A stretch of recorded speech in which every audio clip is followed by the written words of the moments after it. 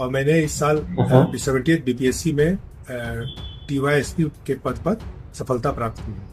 तो sir Bihar special से क्या-क्या पढ़ना चाहिए? जैसे कि बीपीएससी में बिहार से बहुत सारे क्वेश्चन आते हैं और कोई बुक आप अपनी तरफ से सजेस्ट करना चाहें तो क्या करें बिहार नीचे स्पेशल स्टूडेंट? देखिए, सबसे दो तीन हुँ, चीजें हुँ। मैं बोलना चाहूंगा। बिहार स्पेशल सर जैसा कि 72वीं बीपीएससी का पीटी होने वाला 26 जुलाई को, तो उन एस्पिरेंट को क्या कहना चाहेंगे? उनको कैसे पढ़नी चाहिए अभी? क्योंकि उनके पास एक बहुत कम समय है, 20 दिन का भी समय रह गया, उनको कैसे पढ़ना चाहिए? क्योंकि अभी एग्ज़ाम का बहुत कम समय रह गया, तो स्टूडेंट बहुत ज़्यादा स्ट्रेस लेते हैं, तो उनको कैसे मैनेज करना चाहिए इस चीज़ को? देखिए, ऑब्वियसली एग्जाम है तो स्ट्रेस होगा। हुँ, हर किसी को होता है, मुझे भी होता था। हाँ। क्लाइमेट बार बार पूछता है कि क्लाइमेटिक क्लासिफिकेशन क्या है, कहाँ पे कौन सा क्लाइमेट होता है, बिहार के नॉर्थ बिहार में, साउथ बिहार में, वो पढ़ लें। यस्टर जोनेशन पढ़ लें। और पीवाई क्यू जो है, एंशिएंट मिडाइवल और modern plus science and tech, इसके लिए मैं रिक्वेस्ट करूंगा कि आप पीवाई क्यू देखें पिछले 5-6 साल की जो भी है। हाँ, सर जैसा कि आप बता रहे हैं कि रिवीजन करना चाहिए। अभी की जैसे कि 72वीं का अभी पीटी आने वाला है, तो बहुत से लोग प्रिपरेशन करते हैं, सोचते हैं कि नहीं टेस्ट सीरीज़ भी लगाएँ। तो क्या टेस्ट सीरीज़ अभी उनको लगाना चाहिए या फिर रिवीजन करना चाहिए? क्योंकि उनके पास अभी बहुत कम समय है। देखिए, अब ये हाँ सर, जैसे कि जो ग्रेजुएशन परस्यूइंग कर रहे हैं, उन एस्पिरेंट को जैसे बीपीएससी करना है, तो उनके लिए आपका क्या स्ट्रैटेजी होगा? कैसे उन्हें पढ़ना चाहिए? आप पीटी से लेके मेंस से लेके इंटरव्यू तक उनको क्या गाइड करेंगे? देखिए, जो अभी ग्रेजुएशन में उनके पास काफ़ी समय है, अगर फाइनल ईयर में है या फिर हुँ। ग्रेजुएशन में कुछ दिन पहले गए ही हैं। पॉलिटी, ज्योग्राफी, इकोनॉमी, हिस्ट्री तो आपको पढ़ना ही है। करंट अफेयर भी थोड़ा अपडेट रहिए ताकि हुँ, आपको हुँ। आदत हो जाएगी। फिर जब जो है टेस्ट सीरीज वगैरह, आंसर राइटिंग पे आइए और करंट अफेयर पढ़ने की आदत डालिए और सेल्फ स्टडी ज़्यादा करने की कोशिश कीजिए, क्योंकि अल्टीमेटली आपको कोई भी कोचिंग हो, कितना भी अच्छा कोचिंग हो, आपको पढ़ाएगा, बट समझ में आपको तभी आएगा जब आप खुद से समझने की कोशिश करेंगे। आप थोड़ा इनोवेटिव होइए नोट्स बनाने में, किस तरह से किसी पॉइंट डेटा को जो है आपको कवर करना है, इस फॉर्मेट में, इस फॉर्मेट मैप के फॉर्मेट में। सर जो लोग बीपीएससी का जाना चाहते हैं और उनको आइडिया नहीं कि उनको कौन-सा ऑप्शनल रखना चाहिए, कैसे उनको सब्जेक्ट चुनना चाहिए? देखिए, ऑप्शनल सिलेक्शन भी पर्सनल होता है। मॉक इंटरव्यू इम्पोर्टेंट होता है, खास करके तब जब आपके पर्सनैलिटी में गैप हो। मैं ये नहीं कहूँगा कि आप में कमी होगी इसलिए नहीं हुआ, बहुत सारी चीज़ें हैं, लक फैक्टर है। कौन-सा नहीं ले यही तो को मतलब स्टूडेंट नहीं समझ पाते कौन-सा नहीं पढ़ रहे। जी, वो तो पढ़ते तो सब चीज़ जाते हैं, जी। उसे कौन-सा छोड़ना चाहिए? देखिए, इसीलिए इसी चीज़ के लिए मैंने नमस्कार दोस्तों, आप सभी का स्वागत है मिशन मंजिल यूट्यूब चैनल पे। सो दोस्तों आज की जो हमारे साथ इंटरव्यू देने जा रहे हैं बीपीएससी टॉपर है, जिनसे बात करते हैं कैसे उन्होंने पढ़ाई की, इनकी पूरी संघर्ष की कहानी जानते हैं। सो वीडियो को आप ज़रूर एंड तक देखिएगा, इससे आपको आप भी अगर बीपीएससी की तैयारी कर रहे हैं या किसी भी सिविल सर्विस का, तो इससे आपको बहुत से सर रणनीति बताएँगे और आप भी सर से कुछ सीखने को मिलेगा। तो सर सबसे पहले आपका बहुत-बहुत स्वागत है हमारे यूट्यूब चैनल पे और बहुत-बहुत बधाई आपने बीपीएससी क्रैक किया। जी, थैंक यू। सर अपने बारे में हमारे दर्शकों को बताइए। मेरा नाम अमरदीप कुमार है। मैं बिहार का ही रहने वाला हूँ और मैंने इस साल हाँ, हाँ। 70th बीपीएससी में टीवाईएसपी के पद पर सफलता प्राप्त की है। हुँ, ओके सर। तो सर रिज़ल्ट आने के बाद आपको कैसा महसूस हुआ? ऑब्वियसली रिजल्ट जब पॉजिटिव होता है तो अच्छा लगता है। थोड़ा मन में भी सुकून सा लगता है कि चलिए, आपने जिस चीज के लिए संघर्ष किया वो आपको फाइनली जो है मिला। सर ये आपकी कौन-सी अटेम्प्ट थी? बीपीएससी का तो ये मेरा पहला ही अटेम्प्ट था। उसके पहले मैंने फॉर्म भरा था, बट मेरा यूपीएससी के साथ हुँ, हमेशा हुँ। क्लैश रहा है इसका, कभी मेंस के बीच में, कोई प्रीलिम के समय, तो मैं कहीं दे नहीं पाया। एक आध बार दिया भी, लेकिन वो बस फॉर्मेलिटी टाइप का हो गया था, क्योंकि कभी हुँ, हुँ। स्पेसिफिकली इस तरह से पढ़ के नहीं दिया मैंने।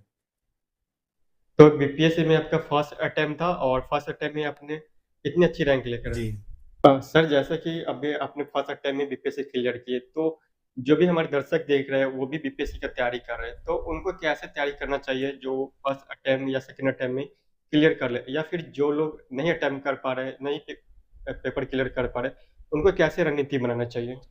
देखिए, बीपीएससी जो है सिलेबस बहुत कन्फाइंड है। तो मेरा सजेशन रहेगा, अब जो आने वाले नए स्टूडेंट्स हैं उनके लिए, कि आप तैयारी थोड़ा स्ट्रेटजिकली कीजिए। आप सेक्शन वाइज बांटिए। जैसे प्रीलिम के लिए एंशिएंट, मेडावल और मॉडर्न हिस्ट्री, साइंस टेक ये रिपीट होते हैं आज भी। तो उसके लिए जो है आप हम्म। पीवाईक्यूज देखिए, उससे आपको 10, 12, 15 क्वेश्चंस तो आ ही जाएंगे।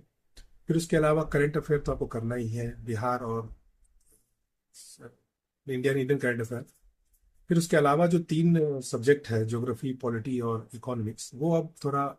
एनालिटिकल हो गया है, डायनेमिक हो गया है। तो मेरा सजेशन रहेगा कि आप उससे थोड़ा एनालिटिकल पढ़ें और कोशिश करें कंसेप्ट अच्छा करने की। बाकी बात रही जहाँ तक कि प्रीलिम में आपको क्लियर करना होता है, कट ऑफ टॉप नहीं करना होता है, तो आप हम्म। ओवरऑल हर सेक्शंस पे ध्यान दें, जो स्ट्रांग है उसको और स्ट्रांग करें। जहाँ दिक्कत है वहाँ पीवाईक्यूज पे जाए। बस इससे पीटी आराम से निकल सकता है यूपीएससी का। तो सर बिहार स्पेशल से क्या क्या पढ़ना चाहिए? जैसे कि बीपीएससी में बिहार से बहुत सारे क्वेश्चन आते हैं, और कोई बुक आप अपनी तरफ से सजेस्ट करना चाहें तो क्या करें करनी बिहार चाहिए स्पेशल स्टूडेंट? देखिए, सबसे दो तीन चीजें हम्म। मैं बोलना चाहूंगा। बिहार स्पेशल का मतलब ही है कि आप, चूंकि आप बीपीएससी में आ रहे हैं, बिहार की सेवा में आ रहे हैं, तो आपको बिहार के बारे में पता होना चाहिए, हाँ। बेसिक्स। हाँ। जैसे हाँ। इंडस्ट्रीज कहाँ पे है, सॉइल कैसे है, रिवर कहाँ पे है, रिवर का क्या सिग्निफिकेंस है, पॉपुलेशन का क्या डिस्ट्रीब्यूशन है। तो ज्योग्राफिकल पर्सपेक्टिव से, इकोनॉमिक पर्सपेक्टिव से इंडस्ट्रीज का क्या प्रोस्पेक्ट है, क्या लोकेशन है। फिर जैसे पॉलिटी है तो पीआरआईज है, उसके लिए क्या गवर्नमेंट ने क्या स्टेप लिए हम्म। हैं, क्या इकोनॉमी में क्या फिजिकल स्टेटस है, फिजिकल स्टेटस। फिर क्या क्या स्कोप है, जैसे मखाना है, अभी जूट है, इन सब के लिए सिल्क है, तो इन सब में क्या स्कोप है। तो इन सब के लिए दो तीन चीजें मैं रिकमेंड करना चाहूंगा। पहला, बिहार इकोनॉमिक सर्वे पढ़ें। बिहार हम्म। इकोनॉमिक सर्वे में काफी डिटेल्ड स्टेट ऑफ इकोनॉमी दिया रहता है। इसमें आपका current account deficit, physical deficit, GDP, क्या ट्रेंड है पिछले 3, 4 साल का, 10 साल का। उसके अलावा हाँ। हाँ। हेल्थ में क्या स्टेप्स लिए गए हैं, क्या लेकुना है, एजुकेशन में क्या स्टेटस है। तो इन सब के बारे में, इन्वायरमेंट में, इन सब के बारे में आपको थॉरो एक अंडरस्टैंडिंग हो जाएगी।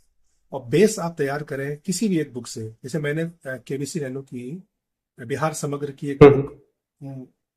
मेरी बहन ने मुझे सजेस्ट किया था, तो मैंने उसे पढ़ा था, वो काफ़ी अच्छी लगी मुझे। और इसके अलावा आप जो है, बिहार बजट का जो इस बार बजट स्पीच था, तो कुछ जो लेटेस्ट हम्म। एडिशन होगा आपको, जैसे इस बार बहुत सारा स्कीम्स जो है गवर्नमेंट लॉन्च की थी, semiconductor, ordnance, defence corridor. तो इन सब को लेके जो है आपको एक अच्छा पॉइंट मिल जाता है। तो सेटेलाइट टाउन वगैरह, तो इन सब को जो है आप एक जगह करें। बिहार समग्र आपका तैयार हो जाएगा, पूरा का पूरा बिहार स्पेशल। सर जैसा कि 72वीं बीपीएससी का पीटी होने वाला 26 जुलाई को, तो उन स्टूडेंट को क्या कहना चाहेंगे? उनको कैसे पढ़नी चाहिए अभी, क्योंकि उनके पास एक बहुत कम समय है, 20 दिन का भी समय रह गया, तो उनको कैसे पढ़ना चाहिए? क्योंकि अभी एग्जाम का बहुत कम समय रह गया, तो स्टूडेंट बहुत ज़्यादा स्ट्रेस लेते हैं, तो उनको कैसे मैनेज करना चाहिए इस चीज़ को? देखिए, ऑब्वियसली एग्जाम है तो स्ट्रेस होगा, हम्म। हर किसी को होता है, मुझे भी होता हाँ। था। मेरा सजेशन रहेगा कि अब काफ़ी कम समय बचा हुआ है, तो आप रिवीजन पे ध्यान दें। जो भी पढ़े चीज़ें आपने पढ़ रखी हैं उसे और 2, 3 बार रिवाइज करें। और बेसिक्स अगर अभी हाँ। भी आपने नहीं पढ़ा है तो थोड़ा बेसिक पढ़ें। जैसे पॉलिटी का बेसिक पढ़ें। पॉलिटी में एटलीस्ट आप डायरेक्टिव प्रिंसिपल, शुरुआत से प्रियम्बल से लेकर डायरेक्टिव प्रिंसिपल्स तक के जो चैप्टर्स हैं, लक्ष्मीकांत के या किसी और बुक जिससे आपको पढ़ा है, उसको रिवाइज करें अच्छे से। हम्म।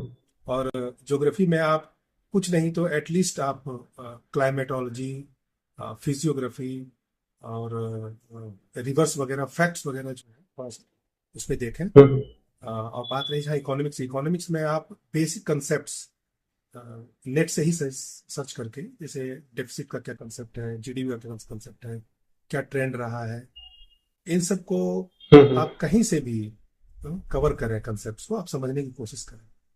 बाकी करंट अफेयर जो है, ईयरली करंट अफेयर की कोई भी मैगजीन ले लें, उससे स्पेसिफिकली, जैसे बुक पब्लिशर, बुक का कौन ऑथर है, खेल खिलाड़ी जो हम्म। होते हैं, कौन सा किसको प्राइज मिला है, नोबेल प्राइज वगैरह जो होता है, या पद्म भूषण, पद्म विभूषण। उसके अलावा जैसे फैक्ट्स वगैरह, ये बिहार करंट अफेयर में क्या क्या रिसेंट इनिशिएटिव लिए गए हैं, ठीक है। और खास करके दोनों सेक्शन में, बिहार करंट अफेयर में और इंडियन करंट अफेयर में जो है इकोनॉमिक सर्वे का कहीं भी संक्षेप में मिले, बजट और इकोनॉमिक सर्वे का जो डेटा है उससे हर साल क्वेश्चन आता है कि कितना फिस्कल डिफिसिट रहा आपका, कितना जो है जीडीपी का ग्रोथ क्या रहा था। ठीक है, तो उन सब वो सेक्शन जरूर पढ़े। तो अगर आप सेलेक्टिव भी रहेंगे करंट अफेयर में भी इन सब चीजों को लेके तो आपका, हाँ एक और चीज, Indian institute of forest report जो अभी नई आई है 2023, उसको भी इंक्लूड किया गया है। ठीक है, तो उसको भी, उसका भी फैक्ट्स ले कि forest fire prone area Bihar का क्या है, कहाँ पे कितना किलोमीटर स्क्वायर एरिया में जो है फॉरेस्ट बढ़ा है, घटा है, क्या है, श्रब क्या है। तो इन सबको थोड़ा देखें। और सेलेक्टिवली भी अगर करंट अफेयर आप पढ़ेंगे तो अभी कम समय है, तो इन सब चीज़ों को भी अगर आप कर लेते हैं तो मेरे हिसाब से आप करंट अफेयर अच्छा कर लेंगे। बाकी स्टैटिक हो गया करंट अफेयर, बाकी आपका बचा बिहार स्पेशल। बिहार स्पेशल भी स्टैटिक है। बिहार स्पेशल के लिए कोई भी एक बुक ले, अभी फैक्ट्स पढ़ें। ठीक है, करंट अफेयर से आप मर्ज हो जाएगा, लेकिन आप फैक्ट्स पढ़ें बिहार स्पेशल के लिए। जैसे सॉइल के बारे में पढ़ना है, क्लाइमेट बार बार पूछता है कि कोपेन्स क्लाइमेटिक क्लासिफिकेशन क्या है, कहाँ पे कौन सा क्लाइमेट होता है बिहार के, नॉर्थ बिहार में, साउथ बिहार में, वो पढ़ लें। डिजास्टर जोनेशन पढ़ लें। और पॉपुलेशन सेंसस जरूर पढ़ें, उससे हर बार क्वेश्चन आता है, 2-3 क्वेश्चन। तो इतना मुझे लगता है 20 दिन में आप कर सकते हैं सेलेक्टिवली। अगर आपने बिल्कुल ही नहीं पढ़ा है और आपने पढ़ा है तो इसको खास करके फोकस करें और इसको जो है रिवाइज करें बार बार, इन सब पॉइंट्स को। और PYQ जो है एंशिएंट मिडाइवल और modern plus science and tech, इसके लिए मैं सजेस्ट करूंगा कि आप PYQ देखें पिछले 5-6 साल की जो भी है, 56-59 से शायद आई थिंक। तो उसमें बहुत सारे क्वेश्चन अभी 10-12 रिपीट होते ही होते हैं। तो मेरे हिसाब say that will cover your prelim preparation I think.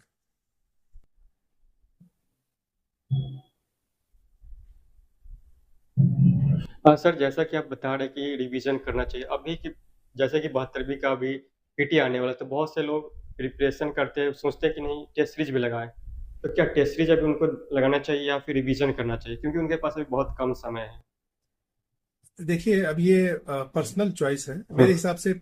Bihar का या BPSC का प्रीलिम आप बिना टेस्ट सीरीज के भी कर सकते हैं, अगर आपको थोड़ी सी अंडरस्टैंडिंग है कि जो अभी स्टेटमेंट बेस्ड क्वेश्चन आ रहे हैं वो उसमें आप किस तरह से उसको टैकल कर पा रहे हैं। और जैसे अभी नया चीज इंट्रोड्यूस किया है BPSC ने कि आप कोई भी क्वेश्चन छोड़ेंगे नहीं, अगर आप अटेम्प्ट नहीं कर रहे हैं तो उसमें भी मार्क होगा कि इसमें अटेम्प्ट आपने नहीं किया है। तो एक 5-10 मिनट का आपके पास कमी हो गया है। तो उसके लिए अगर टाइम मैनेजमेंट की दिक्कत होती है तो मुझे लगता है टेस्ट सीरीज करना चाहिए, लेकिन अब बहुत कम समय है आपके पास, हार्डली 20 दिन है, क्योंकि 1-2 दिन आप रख लीजिए, बर्बाद होगा ही होगा। तो मेरे हिसाब से रिवीजन कीजिए, ज़्यादा बेटर रहेगा। टेस्ट सीरीज में आपको एंजाइटी होगा अभी। तो मेरे हिसाब से आप रिवीजन कीजिए, ज़्यादा बेटर होगा। हाँ सर, जैसे कि जो ग्रेजुएशन परसुइंग कर रहे हैं उन एस्पिरेंट को जैसे बीपीएससी करना है, तो उनके लिए आपका क्या स्ट्रेटेजी होगा, कैसे उन्हें पढ़ना चाहिए? आप पीटी से लेकर मेन से लेकर इंटरव्यू तक उनको क्या गाइड करेंगे? देखिए, जो अभी ग्रेजुएशन में उनके पास काफ़ी समय है, अगर फाइनल ईयर में है या फिर ग्रेजुएशन में अभी कुछ दिन पहले गए ही हैं, तो काफ़ी समय है। तो हाँ हाँ। मेरा रहेगा कि पहले आप कंसेप्ट क्लियर कीजिए स्टैटिक पार्ट्स का, जैसे पॉलिटी हो गया, इकोनॉमी हो गया, ज्योग्राफी हो गया, साइंस टेक हो गया जिसमें फिजिक्स केमिस्ट्री बायोलॉजी, इन सब के जो है आप बेसिक्स क्लियर कीजिए, कंसेप्ट अच्छे कीजिए। आप बहुत तरीके से कर सकते हैं। बहुत लोग NCERT पढ़ते हैं, बहुत लोग स्टैंडर्ड बुक पढ़ते हैं, जैसे रमेश सिंह इकोनॉमी के लिए है, लक्ष्मीकांत है पॉलिटी के लिए, या बिहार की KBC नैनो है, हाँ या हाँ। अदर इंस्टीट्यूट्स के लोग पढ़ते हैं। तो आपको जहाँ से भी अच्छा लगे आप वहाँ से पढ़िए। कंसेप्ट मायने रखता है कि आपका कंसेप्ट अच्छा है कि नहीं है। ठीक है, तो पहले आप कंसेप्ट अच्छे कीजिए, उसके बाद एक स्टेप आगे बढ़िए। थोड़ा सा जो है इकोनॉमिक सर्वे को समझने की कोशिश कीजिए कि डेटा किस तरह से मेमोराइज करना है, इनकलकेट करना है, आपको समझ में आ रही है कि नहीं आ रही है चीज़ें, क्योंकि ये सब चीज़ें होती हैं बहुत लोगों को याद नहीं होती है शुरुआत के दौर पे।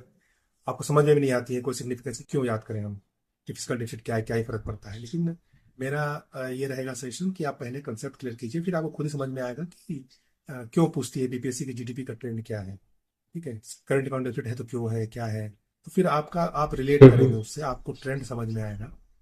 फिर आप जो है आंसर राइटिंग पे जाए। इतना करने के बाद, हाँ, ये अप्लाई होगा बिहार के लिए भी। अगर बिहार समग्र का भी कंसेप्ट आप किसी भी रूप से अच्छे से पढ़ें। और जैसे बिहार में भी जब आप पॉलिटी पढ़ रहे हैं इस तरह से पढ़ें कि देखिए, बिहार का एग्जाम है, आपको अल्टीमेटली मेंस देना है पीटी के बाद।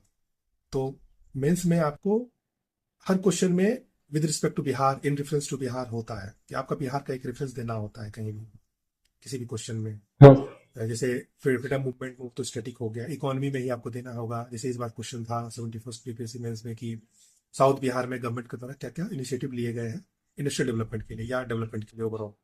तो बिहार स्पेसिफिक होकर आप पढ़े, पहले आप जब पॉलिटी समझ जाएंगे तब आपको बिहार के संदर्भ में जो बीपीआरए है, बिहार पंचायती राज एक्ट 2006 जो है, उसमें क्या संशोधन आया, उसमें क्या एडिशन हुआ, क्या अलग करती है, जो मतलब बिहार गवर्नमेंट ने क्या अलग किया है अदर स्टेट के हिसाब से, कुछ स्पेसिफिक इनिशिएटिव्स हैं, उनको इंक्लूड कीजिए।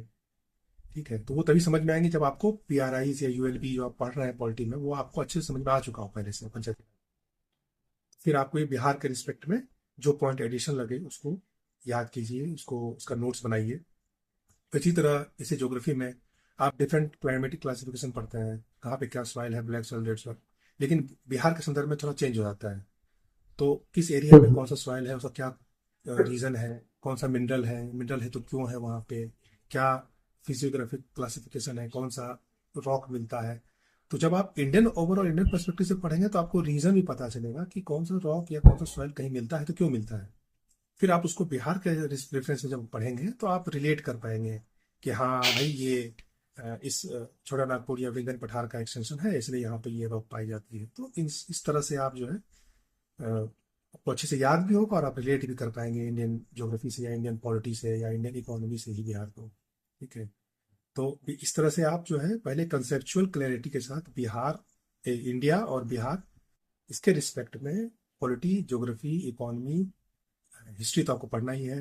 करंट अफेयर भी थोड़ा अपडेट रहिए ताकि आपको आदत हो जाएगी। फिर जब प्रीलिम का, ये सब प्रीलिम के लोग हैं, प्रीलिम के समय में थोड़ा सा आप जो है ऑब्जेक्टिव फोकस रहिए, ऑब्जेक्टिव कैसे सॉल्व करना है, टेस्ट सीरीज लगाइए। आपको थोड़ा सा आइडिया होगा कि हाँ टाइम मैनेजमेंट किस तरह से होता है, कैसे क्वेश्चन को टैकल करना होता है। फिर जब मेंस आएगा तो मेंस के लिए आपको आंसर राइटिंग पहले से तैयार रखनी चाहिए मेरे हिसाब से, क्योंकि ज़्यादा समय नहीं होता है, 2-3 महीने का समय होता है, आप हर चीज़ नहीं कर पाएंगे। और चूंकि बिहार का थोड़ा अलग होता है, वो 38 मार्क्स का क्वेश्चन होता है, लॉन्ग क्वेश्चन होता है और शॉर्ट क्वेश्चन भी होता है। तो बहुत लोगों को शॉर्ट क्वेश्चन में दिक्कत होती है कि 5-6 मिनट का टाइम होता है, उसमें हम कैसे लिखना है, या 38 मार्क्स का क्वेश्चन है तो उसमें 5-7 पेज होता है, 6-7 पेज होता है, उसमें कैसे लिखना है। तो इसका टाइम मैनेजमेंट के लिए प्रैक्टिस करें, थोड़ा सा ब्रेन स्टॉर्म करें क्वेश्चंस पे, पॉइंट जनरेट करें, लिंकेजेस करें कि geography, economy, women issue, health issue, social issues, इन सबको जो है किस तरह से लिंक करना है डेवलपमेंट से, या बहुत सारे स्कीम्स हैं उससे। तो आपको एक फेयर आइडिया हो जाएगा कि किसी भी क्वेश्चन को टैकल कैसे करना है, क्वेश्चन का डिमांड क्या है। तो फिर इस धीरे धीरे जो है फिर आप मेंस आंसर राइटिंग पे जाएं। ये सब खुद से करें पहले। फिर जब आप थोड़ा सा अच्छे हो जाए, आपको थोड़ा कॉन्फिडेंस आ जाए, तो फिर आप किसी कोचिंग से टेस्ट सीरीज ले लें, ताकि उस रियल टाइम कंडीशन में 3 घंटे में मेंस के लिए या 2 घंटे में पीटी के लिए आपको जो है एक फेयर आइडिया हो जाए कि आप कितना टाइम ज़्यादा लग रहा है आपको। फिर आप उसके लिए फिर इम्प्रूव करें। और बात बात बाकी रहा इंटरव्यू का, तो इंटरव्यू एक ऑनगोइंग प्रोसेस है जो आपको हमेशा से एक पर्सनालिटी डेवलपमेंट में मतलब आपको लगे ही रहना चाहिए। तो जब आप तैयारी में लगते हैं तो कहीं ना कहीं आपका इंटरव्यू के लिए भी तैयारी होता है। ठीक है, तो फाइनली जो कुछ एडिशन होना है या पॉलिशिंग होना है वो आप मेंस के बाद भी कर सकते हैं, लेकिन पहले आप मेरे हिसाब से ज़्यादा मेंस रेडी रहिए। मेंस क्योंकि ज़्यादा इम्पोर्टेंट होता है, इंटरव्यू में भी बहुत डायनेमिक हो जाता है, इंटरव्यू कभी कभार खराब भी आपका चला जाता है। तो मेंस में ज़्यादा फोकस करिए, मेंस में अच्छा स्कोर करने का कोशिश करिए, हर तरफ से वैल्यू एडिशन करिए, बहुत सारे कमिटी रिपोर्ट्स हैं उसको इंक्लूड करिए, वो खैर बात की बात है। तो जो नए बच्चे हैं मेरा यही रहेगा कि पहले कंसेप्ट क्लियर कीजिए, फिर थोड़ा सा जो है टेस्ट सीरीज वगैरह आंसर राइटिंग पे आइए, और करंट अफेयर पढ़ने की आदत डालिए, और सेल्फ स्टडी ज़्यादा करने की कोशिश कीजिए। क्योंकि अल्टीमेटली आपको कोई भी कोचिंग हो, कितना भी अच्छा कोचिंग हो, आपको पढ़ाएगा बट समझ में आपको तभी आएगा जब आप खुद से समझने की कोशिश करेंगे, या फिर आपकी अपनी अंडरस्टैंडिंग होगी। नहीं तो आप ह्यूमैनिटीज के सब्जेक्ट को रट नहीं सकते हैं कि जब बहुत ज़्यादा। सर नोट्स बनाना चाहिए या फिर जो बता रहे आप घर पे पढ़ना चाहिए, तो कैसे पढ़ना चाहिए स्टूडेंट को घर पे, और नोट्स कैसे बनाना चाहिए? क्या सर आप नोट्स बनाए थे? नोट्स मैंने बनाया था, काफ़ी स्पेसिफिक नोट्स था मेरा। जैसे बहुत ज़्यादा मैं नोट्स बनाता नहीं हूँ। तो केबीसी में जो हम्म। किताब है मैंने उसमें ही नोट्स बनाया था। ठीक है। ओके। और उससे कुछ मैंने इकोनॉमिक सर्वे के नोट्स बनाए थे। इकोनॉमिक सर्वे बजट से आप देख सकते हैं, इस तरह से मैंने नोट्स बनाए थे। ठीक है, इस तरह से। तो आप थोड़ा इनोवेटिव होइए नोट्स बनाने में, किस तरह से किसी पॉइंट डेटा को जो है आपको कवर करना है इस फॉर्मेट में, इस फॉर्मेट मैप के फॉर्मेट में या ग्राफ के फॉर्मेट में। आप ये थोड़ा सा जो है देख लीजिए, ये आपको हेल्प करेगा। जैसे आईआर के लिए मैंने ये बनाया था। ठीक है। हम्म। तो इस तरह से जो है आप कर सकते हैं। बाकी हर किसी का अपना अपना नोट्स मेकिंग का तरीका होता है। और ऑब्वियसली हाँ। हर किसी को नोट्स बनाना चाहिए, क्योंकि आप 800 पेज का जब किताब पढ़ते हैं तो आप रिवीजन नहीं कर सकते उसको हर समय। तो 50 पेज 100 पेज का अगर आपके पास उसका नोट्स है तो आप लास्ट मोमेंट में आप उसको अच्छे से रिवाइज कर पाएंगे मल्टीपल टाइम्स। वो आपके लिए बेनिफिशियल होंगे। सर, जो लोग बीपीएससी का जाना चाहते हैं और उनको आइडिया नहीं कि उनको कौन सा ऑप्शनल रखना चाहिए, कैसे उनको सब्जेक्ट चुनना चाहिए?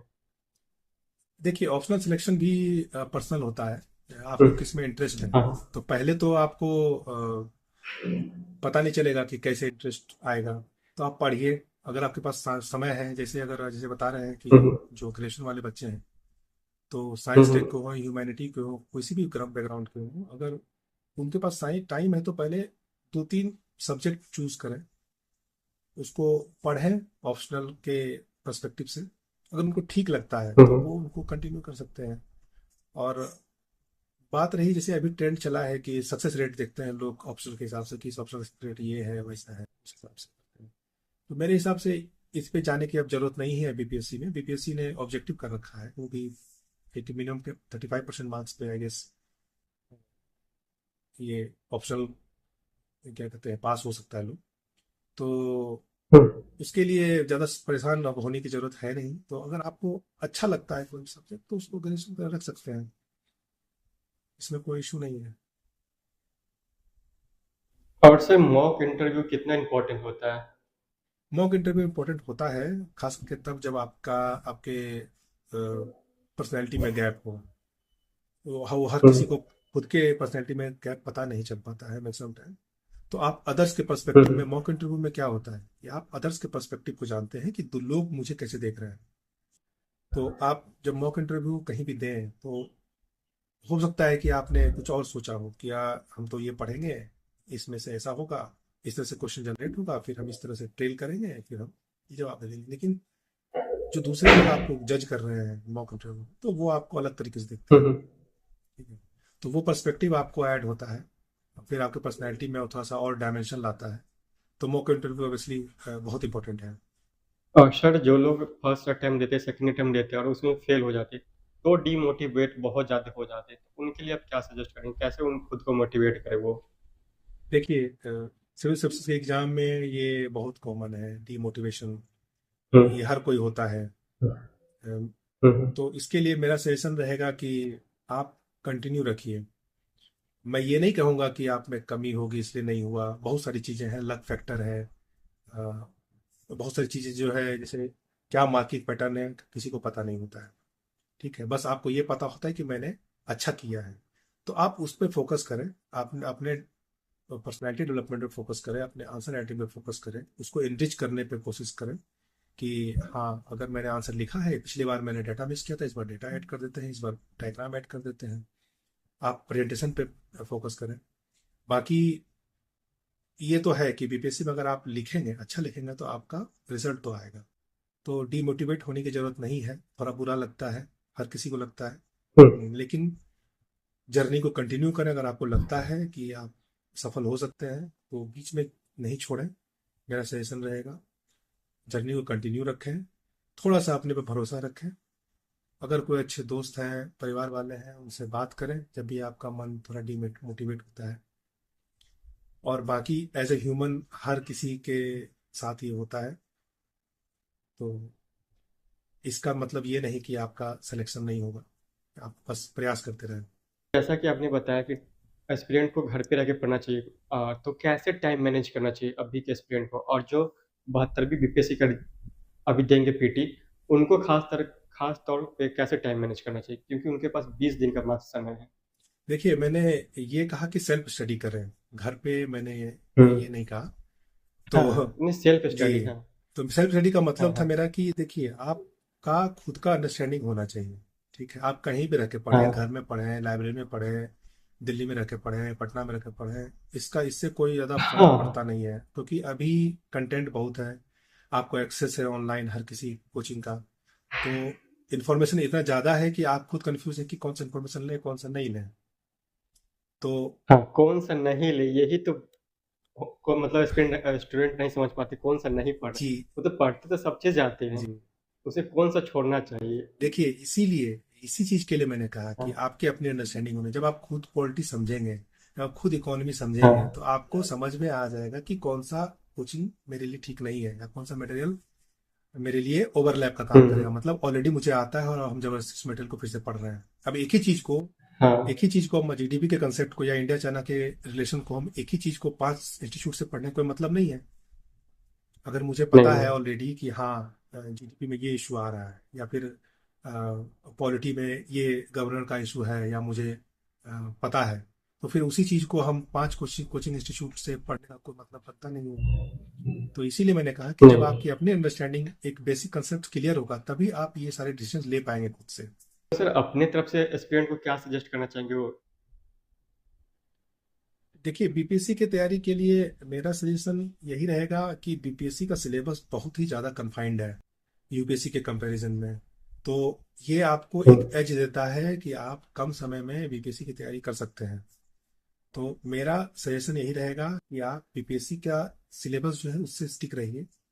अब कुछ लोग का कहना है कि करंट अफेयर जो है इस बार से 70वीं और 71वीं में मेंस में जो करंट अफेयर आया है काफ़ी ब्रॉड आया है। तो देखिए, ये समय की डिमांड है, वो पूछेंगे ही पूछेंगे, 4-5 क्वेश्चन, 2-4 क्वेश्चन इधर उधर से रहेगा। तो उसकी चिंता आप नहीं करिए, सिलेबस से स्टिक रहिए। सिलेबस में जो चीज लिखा हुआ है उसके इर्द गिर्द पढ़ाई करें, उसको कनेक्ट करें। जैसे आप उदाहरण के लिए, जैसे पाल कला, पटना कला, और मधुबनी पेंटिंग, गुप्त कला है, मौर्य कला है, इन्हीं सब 5 से क्वेश्चन हर बार आएगा, आपको पता है। या फिर रेगुलेशन एक्ट या गवर्नमेंट ऑफ इंडिया एक्ट से क्वेश्चन आएगा, एक आपको पता है।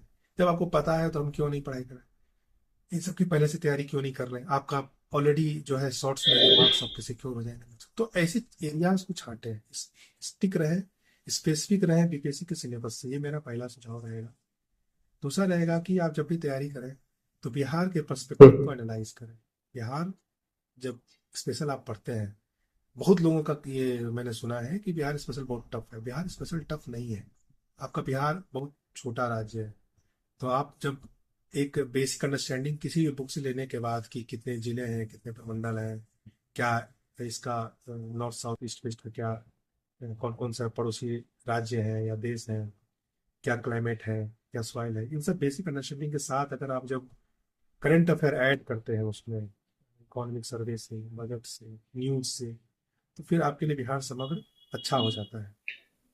तो बिहार समग्र को अच्छा करें, जो आपको बिहार का पर्सपेक्टिव देगा हर क्वेश्चन में। और जब क्वेश्चन को लिखे मेंस में ना, तो एक पॉइंट अगर नहीं भी पूछा है कोई भी चीज, तो उसमें बिहार का एक पर्सपेक्टिव जरूर डालें। अगर डेवलपमेंट का पूछा है तो एग्जाम्पल के रूप में इसे जीविका का एग्जाम्पल आप दे सकते हैं। डेवलपमेंट में, सस्टेनेबल डेवलपमेंट अगर क्वेश्चन है तो, इकोनॉमी में है तो गवर्नमेंट का, ऐसे मुख्यमंत्री महिला रोजगार योजना का एक एग्जाम्पल आप दे सकते हैं, या फिर किसी रोड मैप का जो एग्जाम्पल दे सकते हैं, या फिर आप कह लें गवर्नमेंट का सात निश्चय का दे सकते हैं, बहुत बढ़िया एग्जाम्पल। तो उससे क्या होगा, आपका बिहार भी इंक्लूड हो जाएगा, तो एग्जामिनर को लगेगा, क्योंकि वो बीपीएससी के रिस्पेक्ट में आपका कॉपी चेक करेगा, तो उसको ये लगेगा कि बच्चा बीपीएससी मतलब बिहार के इन्वायरमेंट से अवेयर है, तो आपको एज रहेगा ये। तो थोड़ा सा इस एंगल पे काम करें, सिलेबस से कन्फाइंड रहें। और तीसरा रहेगा कि कंसेप्ट पे ध्यान दें, ज़्यादा मटेरियल इधर उधर से कलेक्ट करने पे ध्यान ज़्यादा ना रखें। जितना ज़्यादा कंसेप्ट आपका अच्छा होगा, वो आपको हेल्प करेगा। चौथा रहेगा कि थोड़ा पेशेंस रखें। एंग्जाइटी होगा, डिप्रेशन होगा, ये हर किसी के साथ होता है। तो जैसे मेरा पर्सनल रहता है कि मैं योगा करता हूँ इन सब चीज़ों के लिए। थोड़ा सा कभी कभी जब ज़्यादा होता है तो मैं थोड़ा सा एकांत प्रेफर करता हूँ कि शांत रहूँ, खुद को टाइम दूँ। तो आपका जो भी तरीका हो, एक्सरसाइज हो, योगा हो, उसको जीवन में इंक्लूड करें लाइफ में। और तो भागे नहीं इन सब चीज़ों से कि मुझे एंजाइटी होगी, डिप्रेशन हो गया है, नहीं करेंगे। अगर आपको करना है तो ये part and parcel of life है। कहीं भी आप जाएंगे आपको ये सारी चीज़ें होंगी। अपने मेंटल हेल्थ का ध्यान रखें तैयारी के दौरान। अपने फिजिकल हेल्थ का ध्यान रखें, क्योंकि आप जब बैठते हैं आपका वेट बढ़ता है, तो उससे आपको फिर आलसपन आता है। इन सब चीज़ों का ध्यान रखें। ओवरऑल आपकी जो है जर्नी भगवान का रिलेटिवली आसान हो। बहुत लोगों, हमको भी थोड़ा टाइम लगा और लोगों को भी टाइम लगता है, लेकिन I pray for God, pray for your early success. बस यही। बहुत बहुत थैंक यू सर, अपने कीमती वक्त निकाल के हमें समय दिया। और एक बार फिर से बहुत बहुत बधाई सर आपको। जी thank you. Thank you sir.